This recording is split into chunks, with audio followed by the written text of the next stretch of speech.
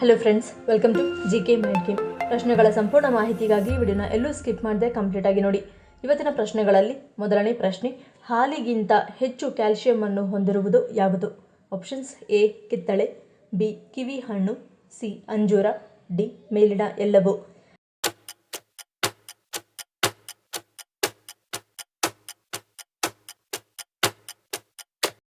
ಸರಿಯಾದ ಉತ್ತರ option D ಮೇಲಿನ ಎಲ್ಲವೂ. ಒಂದು ಕಿತ್ತಳೆ ವಿಟಮಿನ್ ಸಿಗಿಂತ ಹೆಚ್ಚಿನ ಪೋಷಕಾಂಶಗಳನ್ನು ನೀಡುತ್ತದೆ. ಅಲ್ಲದೆ ಒಂದು ಮಧ್ಯಮ ಗಾತ್ರದ ಆರೆಂಜ್ ಹಣ್ಣಿನಲ್ಲಿ 43 ಮಿಲಿಗ್ರಾಂ ಕ್ಯಾಲ್ಸಿಯಂ ಇದೆ. ಕ್ಯಾಲ್ಸಿಯಂ ಭರಿತ ಹಣ್ಣುಗಳಲ್ಲಿ ಒಂದಾದ ಅಂಜೂರವು ಕ್ಯಾಲ್ಸಿಯಂ ಜೊತೆಗೆ ಪೊಟ್ಯಾಷಿಯಂ, ಫೈಬರ್ ಮತ್ತು ಉತ್ಕರ್ಷಣ ನಿರೋಧಕಗಳಿಂದ ಕೂಡಿದೆ. ಇನ್ನು ವಿಟಮಿನ್ ಸಿಯ ಅತ್ಯುತ್ತಮ ಮೂಲವಾದ ಕಿವಿ ಕೂಡ ಕ್ಯಾಲ್ಸಿಯಂ ಭರಿತ ಹಣ್ಣುಗಳಲ್ಲಿ ಒಂದಾಗಿದೆ. ಇನ್ನು ಪಪ್ಪಾಯಿ ಹಣ್ಣು ಕ್ಯಾಲ್ಸಿಯಂ ಜೊತೆಗೆ ವಿಟಮಿನ್ ಸಿ ಮತ್ತು ವಿಟಮಿನ್ ಎ ನಂತಹ ಅಗತ್ಯ ಜೀವಸತ್ವಗಳಲ್ಲಿ ಸಮೃದ್ಧವಾಗಿದೆ. ಇದು ರೋಗನಿರೋಧಕ ಶಕ್ತಿಯನ್ನು ಹೆಚ್ಚಿಸುತ್ತದೆ ಮತ್ತು ಕಣ್ಣಿನ ಆರೋಗ್ಯವನ್ನು ಬೆಂಬಲಿಸುತ್ತದೆ. ಎರಡನೇ ಪ್ರಶ್ನೆ, ಯಾವುದನ್ನು ಸೇವಿಸುವುದರಿಂದ ರಕ್ತನಾಳಗಳಲ್ಲಿ ರಕ್ತ ಪರಿಚಲನೆ ಸುಧಾರಿಸುತ್ತದೆ?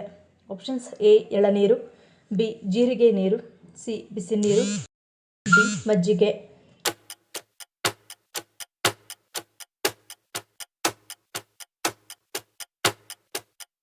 ಸರಿಯಾದ ಉತ್ತರ ಆಪ್ಷನ್ ಸಿ ಬಿಸಿ ನೀರು. ಬಿಸಿ ನೀರನ್ನು ಕುಡಿಯುವುದರಿಂದ ರಕ್ತನಾಳಗಳಲ್ಲಿ ರಕ್ತ ಪರಿಚಲನೆ ಸುಧಾರಿಸುತ್ತದೆ. ಇದರಿಂದ ದೇಹದ ವಿವಿಧ ಭಾಗಗಳಿಗೆ ಆಮ್ಲಜನಕ ಮತ್ತು ಪೋಷಕಾಂಶಗಳು ಸರಿಯಾಗಿ ಸಾಗುತ್ತದೆ. ಸ್ನಾಯುಗಳ ಒತ್ತಡ ಮತ್ತು ಸ್ನಾಯುಗಳ ಸಡಿಲಿಕೆಯನ್ನು ಬಿಸಿ ನೀರು ನಿವಾರಿಸುತ್ತದೆ. ಸ್ನಾಯುಗಳು, ಸಂಧಿವಾತ ನೋವು ಮತ್ತು ಮಹಿಳೆಯರಲ್ಲಿ ಮುಟ್ಟಿನಂತವಕ್ಕೆ ಬಿಸಿ ನೀರು ಪರಿಹಾರ ನೀಡುತ್ತದೆ. ಆರೋಗ್ಯಕರ ಆಹಾರ ಮತ್ತು ನಿಯಮಿತ ವ್ಯಾಯಾಮದೊಂದಿಗೆ ಸಂಯೋಜಿಸಿದಾಗ ತೂಕ ನಷ್ಟ ಪ್ರಯತ್ನಗಳಲ್ಲಿ ಬಿಸಿ ನೀರು ಪ್ರಮುಖ ಪಾತ್ರ ವಹಿಸುತ್ತದೆ. ಮೂರನೇ ಪ್ರಶ್ನೆ, ಕಾರ್ಖಾನೆಗಳ ಚಾವಣಿಯ ಮೇಲೆ ಸ್ಟೀಲ್ ಡೋಮ್ ಅನ್ನು ಇರಿಸಲು ಕಾರಣವೇನು? ಆಪ್ಷನ್ಸ್: ಎ ಸೈರನ್ಗಾಗಿ, ಬಿ ಶಾಖ ಹೊರಹಾಕಲು, ಸಿ ವಾಸನೆ ನಿವಾರಣೆ, ಡಿ ತಾಜಾ ಗಾಳಿ.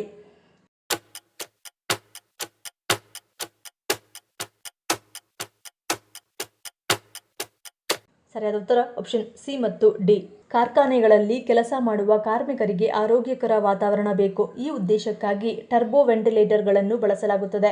ಇವು ಗಾಳಿಯ ಪ್ರಸರಣವನ್ನು ಸುಧಾರಿಸುತ್ತವೆ ಮತ್ತು ಬೇಸಿಗೆಯಲ್ಲಿ ಅಥವಾ ಒಳಗೆ ತುಂಬಾ ಬಿಸಿಯಾಗಿರುವಾಗ ತಂಪಾಗಿಸುತ್ತವೆ. ಅವು ಒಳಗಿನಿಂದ ಬಿಸಿ ಗಾಳಿಯನ್ನು ಹೊರಹಾಕಿ ತಂಪಾದ ಗಾಳಿಯನ್ನು ಒಳಗೆ ಬಿಡುತ್ತವೆ. ತೇವಾಂಶ ಮತ್ತು ವಾಸನೆಯನ್ನು ನಿವಾರಿಸುತ್ತದೆ.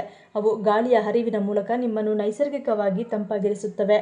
ಬಿಸಿ ಗಾಳಿ ಏರುತ್ತದೆ ಮತ್ತು ತಣ್ಣನೆಯ ಗಾಳಿ ಬೀಳುತ್ತದೆ ಎಂಬ ಮೂಲಭೂತ ವೈಜ್ಞಾನಿಕ ತತ್ವದ ಮೇಲೆ ಟರ್ಬೋ ವೆಂಟಿಲೇಟರ್ಗಳು ಕಾರ್ಯನಿರ್ವಹಿಸುತ್ತವೆ. ನಾಲ್ಕನೇ ಪ್ರಶ್ನೆ, ಹೆರಿಗೆಯ ನಂತರ ಸಣ್ಣ ಆಗಲು ಯಾವ ಪೋಷಕಾಂಶಭರಿತ ಪಾನೀಯ ನೆರವಾಗುತ್ತದೆ? ಆಪ್ಷನ್ಸ್: ಎ ಮೆಂತೆ ನೀರು, ಬಿ ಗ್ರೀನ್ ಟೀ, ಸಿ ಜೀರಿಗೆ ನೀರು, ಡಿ ಮೇಲಿನ ಎಲ್ಲವೂ.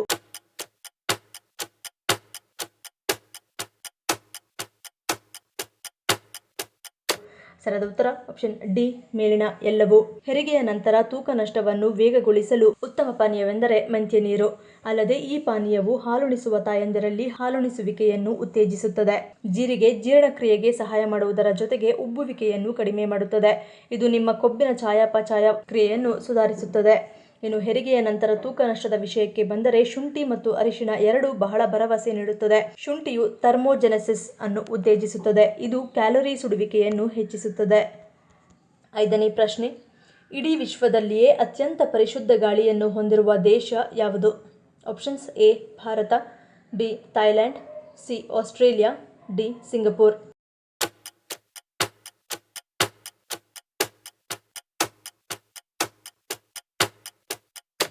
ಸರಿಯಾದ ಉತ್ತರ ಆಪ್ಷನ್ ಸಿ ಆಸ್ಟ್ರೇಲಿಯಾ. ವಿಶ್ವ ಆರೋಗ್ಯ ಸಂಸ್ಥೆಯು ಜಗತ್ತಿನಲ್ಲಿ ಒಟ್ಟು 7 ರಾಷ್ಟ್ರಗಳು ಅತ್ಯಂತ ಪರಿಶುದ್ಧವಾದ ಗಾಳಿಯನ್ನು ಹೊಂದಿವೆ ಎಂದು ಹೇಳಿದೆ. ಈ ದೇಶಗಳು ವಿಶ್ವಸಂಸ್ಥೆಯ ಮಾನದಂಡಗಳ ಪ್ರಕಾರ ಇರಬೇಕಾದ ಪರಿಶುದ್ಧತೆಯ ಗಾಳಿಯನ್ನು ಹೊಂದಿವೆ. ಅವುಗಳಲ್ಲಿ ಅತ್ಯಂತ ಕಠಿಣವಾದ ಹವಾಮಾನ ನಿಯಂತ್ರಣದ ನಿಯಮಗಳು, ವಿಶಾಲವಾದ ಪ್ರದೇಶಗಳನ್ನು ಹೊಂದಿರುವ ನಗರಗಳು ಮತ್ತು ಪರಿಣಾಮಕಾರಿಯಾದ ಗಾಳಿ ಶುದ್ಧತೆಯನ್ನು ಕಾಪಾಡಿಕೊಳ್ಳುವ ವ್ಯವಸ್ಥೆಯನ್ನು ಅಳವಡಿಸಿಕೊಳ್ಳುವ ಮೂಲಕ ಆಸ್ಟ್ರೇಲಿಯಾ ಜಗತ್ತಿನ ಅತ್ಯಂತ ಪರಿಶುದ್ಧ ಗಾಳಿ ಹೊಂದಿರುವ ದೇಶಗಳಲ್ಲಿ ಮೊದಲನೇ ಸ್ಥಾನದಲ್ಲಿದೆ. ಆರನೇ ಪ್ರಶ್ನೆ, ಗರ್ಭಾವಸ್ಥೆಯಲ್ಲಿ ಎದೆ ಉರಿ ಮತ್ತು ವಾಕರಿಕೆಯನ್ನು ತಡೆಯುವ ಶಕ್ತಿ ಯಾವ ಹಣ್ಣಿಗಿದೆ? ಆಪ್ಷನ್ಸ್: ಎ ಸೇಬು, ಬಿ ಕರ್ಬೂಜ, ಸಿ ಕಲ್ಲಂಗಡಿ, ಡಿ ತಾಟಿನಿಂಗು.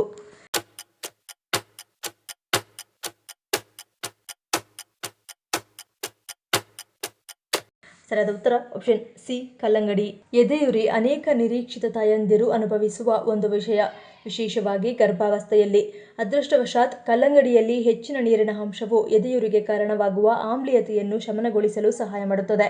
ಇದು ನಿಮ್ಮ ಹೊಟ್ಟೆಗೆ ಯಾವುದೇ ಔಷಧಿಗಳ ಅಗತ್ಯವಿಲ್ಲದೆಯೇ ಶಮನಕಾರಿ ಉಲ್ಲಾಸಕರ ಪರಿಹಾರವನ್ನು ನೀಡುತ್ತದೆ. ಇನ್ನು ಬೆಳಗ್ಗಿನ ವಾಕರಿಕೆ ಕಠಿಣವಾಗಬಹುದು, ಆದರೆ ಕಲ್ಲಂಗಡಿ ಈ ಅಸ್ವಸ್ಥತೆಯನ್ನು ನಿವಾರಿಸಲು ಸಹಾಯ ಮಾಡುತ್ತದೆ.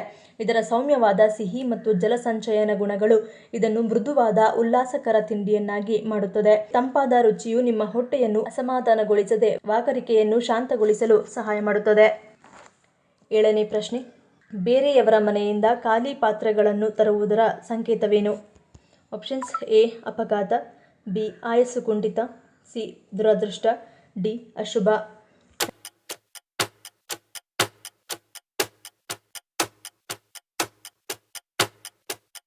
ಉತ್ತರ ಆಪ್ಷನ್ ಸಿ ದುರಾದೃಷ್ಟ. ಬೇರೆಯವರ ಮನೆಯಿಂದ ಖಾಲಿ ಪಾತ್ರೆಗಳನ್ನು ನಿಮ್ಮ ಮನೆಗೆ ತರಬಾರದು. ಹೀಗೆ ಮಾಡುವುದರಿಂದ ದುರಾದೃಷ್ಟ ನಿಮ್ಮ ಮನೆಗೆ ಬರುತ್ತದೆ. ಇದರಿಂದ ಕುಟುಂಬದ ಸಮೃದ್ಧಿ ಕಡಿಮೆಯಾಗುತ್ತದೆ. ವಾಸ್ತುಶಾಸ್ತ್ರದ ಪ್ರಕಾರ ಬೇರೆಯವರ ಮನೆಯಿಂದ ಗ್ಯಾಸ್ ಸ್ಟವ್ ಅನ್ನು ನಿಮ್ಮ ಮನೆಗೆ ತರಬಾರದು. ಹೀಗೆ ಮಾಡಿದರೆ ನಿಮ್ಮ ಮನೆಗೆ ಕೆಡಕಾಗುತ್ತದೆ. 8ನೇ ಪ್ರಶ್ನೆ, ಯಾವ ದಿಕ್ಕಿನಲ್ಲಿ ಕನ್ನಡಿ ಇದ್ದರೆ ಯಮನನ್ನು ಮನೆಗೆ ಆಹ್ವಾನಿಸಿದಂತೆ? ಆಪ್ಷನ್ಸ್: ಎ ಉತ್ತರ, ಬಿ ದಕ್ಷಿಣ, ಸಿ ಪೂರ್ವ, ಡಿ ಪಶ್ಚಿಮ.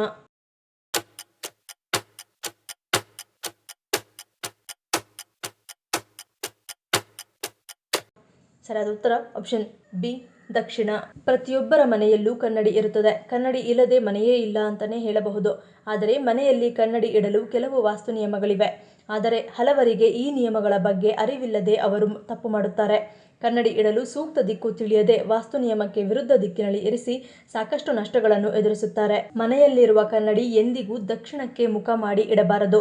ಇದು ಯಮಧರ್ಮರಾಜನ ನಿರ್ದೇಶನ. ಈ ದಿಕ್ಕಿನಲ್ಲಿ ಕನ್ನಡಿ ಇರುವುದರಿಂದ ರಾಜ ಯಮದೂತರನ್ನು ಕಳುಹಿಸುತ್ತಾನೆ ಎಂದು ಹೇಳಲಾಗುತ್ತದೆ. ಇದಲ್ಲದೆ ಅದು ಕೆಟ್ಟದ್ದನ್ನು ತರುತ್ತದೆ. ಇದರಿಂದ ಮನೆಗೆ ಒಳಿತಾಗುವುದಿಲ್ಲ. ಮನೆಯಲ್ಲಿ ಸಾವು, ನೋವು, ನಷ್ಟ ಹೆಚ್ಚುತ್ತದೆ. ಆದ್ದರಿಂದ ಕನ್ನಡಿಯನ್ನು ಈ ದಿಕ್ಕಿನಲ್ಲಿ ಎಂದಿಗೂ ಇಡಬಾರದು. 9ನೇ ಪ್ರಶ್ನೆ, ಊಟದ ನಂತರ ಸೋಂಪು ಕಾಳು ತಿನ್ನುವುದು ಯಾವ ಕಾರಣಕ್ಕೆ? ಆಪ್ಷನ್ಸ್: ಎ ಗ್ಯಾಸ್ಟ್ರಿಕ್ ನಿವಾರಣೆ, ಬಿ ಒತ್ತಡ ನಿಯಂತ್ರಣ, ಸಿ ಜೀರ್ಣಶಕ್ತಿ ವೃದ್ಧಿ, ಡಿ ಮೇಲಿನ ಎಲ್ಲವೂ.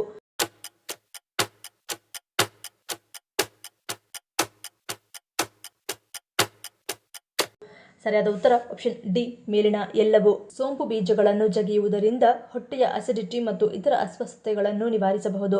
ಸೋಂಪು ಬೀಜಗಳು ಜೀರ್ಣಾಂಗ ವ್ಯೂಹದ ಸ್ನಾಯುಗಳನ್ನು ಸಡಿಲಗೊಳಿಸುವ ಸಂಯುಕ್ತಗಳನ್ನು ಹೊಂದಿದ್ದು, ಇದು ಆಮ್ಲ ಹಿಮ್ಮುಖ ಅರಿವಿಗೆ ಕಾರಣವಾಗುವ ಸೆಳೆತ ಮತ್ತು ಸಂಕೋಚನಗಳನ್ನು ಕಡಿಮೆ ಮಾಡುತ್ತದೆ. ಸೋಂಪು ಕಾರ್ಮಿನೇಟಿವ್ ಎನ್ನುವ ಗುಣಲಕ್ಷಣಗಳನ್ನು ಹೊಂದಿದ್ದು, ಹೊಟ್ಟೆಯ ಆಮ್ಲವು ಅನ್ನನಾಳಕ್ಕೆ ಮತ್ತೆ ಹರಿಯುವುದನ್ನು ತಡೆಯುವ ಸ್ನಾಯುವಾದ ಕೆಳ ಅನ್ನನಾಳದ ಸ್ಫಿಂಕ್ಟರ್ ಮೇಲಿನ ಉಬ್ಬುವುದು ಮತ್ತು ಒತ್ತಡವನ್ನು ಕಡಿಮೆ ಮಾಡುತ್ತದೆ. 10ನೇ ಪ್ರಶ್ನೆ, ಭಾರತದ ರಾಷ್ಟ್ರೀಯ ಆಹಾರ ಯಾವುದು ಮತ್ತು ಅದೇ ಏಕೆ? ಆಪ್ಷನ್ಸ್: ಎ ಅನ್ನ, B chapati, C khichdi, D ಕೋಳಿ ಮಾಂಸ.